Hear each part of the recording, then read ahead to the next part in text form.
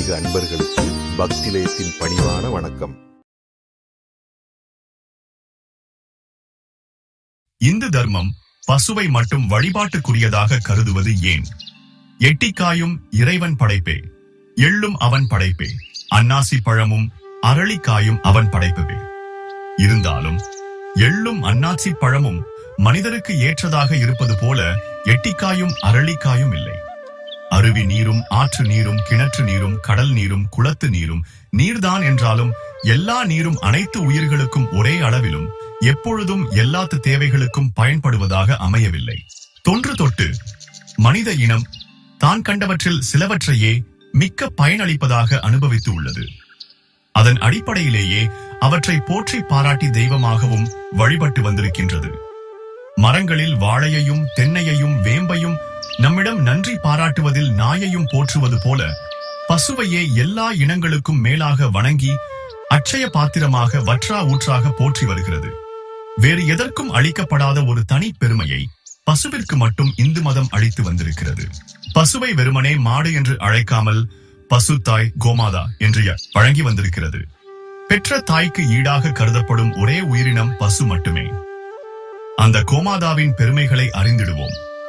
கொம்புகளின் அடியில் பிரம்மன் மற்றும் திருமால, கொம்புகளின் நுனியில் கோதாவரி முதலிய புண்ணிய தீர்த்தங்கள், சிரம் சிவபெருமான், நெற்றி நடுவில் சிவசக்தி, மூக்கு நுனியில் குமரக்கடவுள், மூக்கினுள் வித்யாதரர், இரு காதுகளின் நடுவில் அஸ்வினி தேவர், இரு கண்கள் சந்திரர் சூரியர், பற்களில் வாயு தேவர், ஒளியுள்ள நாவில் வருண பகவான், ஓங்காரமுடைய நெஞ்சில் கலைமகள், மணித்தலம் இமயனும் இயக்கர்களும், உதட்டில் உதயாத்தமன சந்தி தேவதைகள், கழுத்தில் இந்திரன், முறிப்பில் பன்னிரு ஆரியர்கள், மார்பில் சாத்திய தேவர்கள், நான்கு கால்களில் அனிலன், முழந்தாள்களில் மருத்துவர், குளம்பு நுனியில் சர்ப்பர்கள், குளம்பின் நடுவில் கந்தர்வர்கள், குளம்பின் மேல் இடத்தில் அரம்பை மாதர், முதுகில் ருத்திரர், சந்திகள் தோறும் 8 வசுக்கள், அரைப்பரப்பில்